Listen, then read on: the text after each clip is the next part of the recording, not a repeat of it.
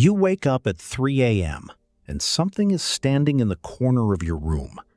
It has no face, no features, just a solid human-shaped absence of light. And the worst part? You can't move. This isn't a nightmare. You're completely awake. And you're not alone in experiencing this. Millions of people across every culture, every continent, every century have reported the exact same thing. Dark, featureless humanoid figures hovering over their beds, standing in doorways, watching from corners. In ancient Egypt, they called them the dead who walk at dusk. Medieval Europeans named them night demons. The Inuit speak of the ukomirik, shadow beings that press down on sleeping hunters in the frozen dark. In West Africa, particularly among Yoruba communities in what is now Nigeria, the phenomenon is called Ogun Oru, nocturnal warfare waged by unseen forces on the helpless body of the sleeping.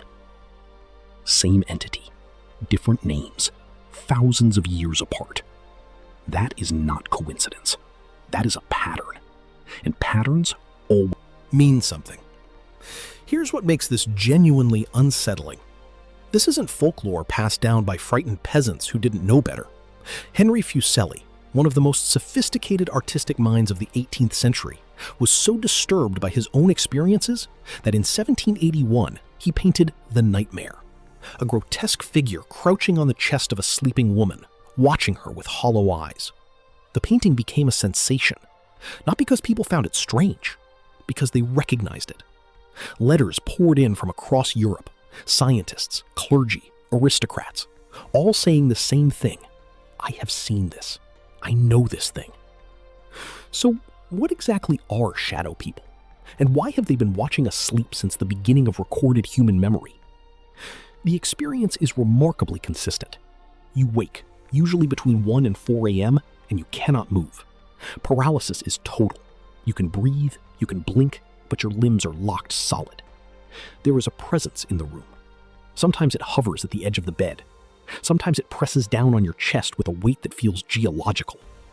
Sometimes it simply stands in the corner, watching, with what you can only describe as patient, ancient attention.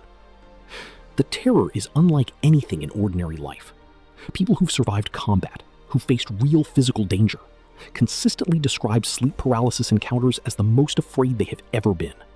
Not just fear, something older, something the body recognizes as existential threat before the mind even catches up. Modern sleep science has a clinical answer. During REM sleep, your brain paralyzes your body to prevent you from acting out dreams. Sleep paralysis occurs when you wake before that paralysis lifts. The hallucinations, the figures, the pressure, the sense of presence, are your brain in a liminal state, half in dream logic, half in reality, generating threats from its own deep archive of fear. The shadow figures aren't real. They're neurological artifacts. But here's what they don't tell you. That clinical explanation, while accurate, didn't arrive until the late 20th century. For the entire span of human civilization before that, thousands of years, people experiencing sleep paralysis had no framework other than the supernatural to explain what was happening to them. And that gap in understanding, it was worth an absolute fortune to the right people. Let's talk about who profited from shadow people. In medieval Europe, the Catholic Church had a specific theological category for nocturnal visitors: incubi and succubi. Demons that assaulted sleepers for carnal or spiritual purposes. The doctrine was not merely theoretical, it was institutional policy backed by the full weight of canon law. The Malleus Maleficarum, published in 1487, essentially the operating manual for the Inquisition, explicitly described demonic nocturnal visitation as evidence of witchcraft.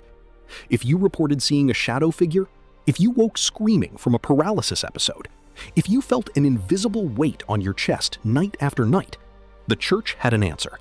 Someone in your community had sent that demon. Find the witch. And finding witches was a cottage industry. Inquisitors were paid per investigation. Confiscated property from the condemned flowed directly into church and crown coffers. Historians estimate that across the European witch trials, between 1450 and 1750, Somewhere between 40,000 and 60,000 people were executed. A significant percentage of those accusations began with someone describing symptoms we now recognize as sleep paralysis. The shadow at the bedside became a weapon, a tool of property seizure, political elimination, and social control. The economics were brutal and elegant. You didn't need evidence. You needed someone's terrified, sincere testimony about a figure in the dark.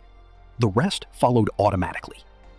And then it gets worse, because the church wasn't the only institution running this playbook.